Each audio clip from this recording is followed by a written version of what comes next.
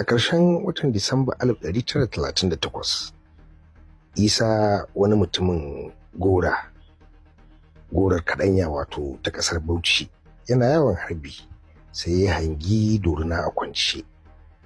Sai ya zaro sango ya kafa a bakin bindiga ya koyi kwance-kwance ya dubi dorinan nan ya kirba mata. Ya juya gida yana takama. Ya kirawo 'yan uwansa su bi sau. Sun bazu suna bin sau sai suka ga wani daga cikinsu yayo baya sannu suka ce kai yaya ne sai ya ce ai ga ta can a kwanci amma tana da rai. Isa ya ce tana da rai? A'a, sake magana, ai ni komai na harba lalle in yi masa take. Sai ya taho ya zunguri dorinan nan ta koyi wuf ta miƙi ta daka shi.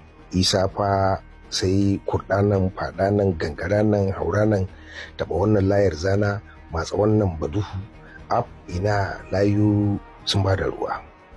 Ta same shi ta banki shi ta tattake saura ko dama kowa ya riga ya yi ta birki. Dorinan nan ta koma waje ɗaya ta kwanta. Can da sanyin magariba Isa ya farfado ya fasa kuka yana kiran wansa yana cewa yayi ka zo ka ɗauke ni. Wannan bisa itace sai ya ce kai yi shiru kar ta ƙarasa ka, ga ta nan kwance kusa da kai. Can kusan asuba sai wan ya sako sannu ya ɗauki nasa sangon ya ƙara kirɓa dorinan nan ya yadda ita.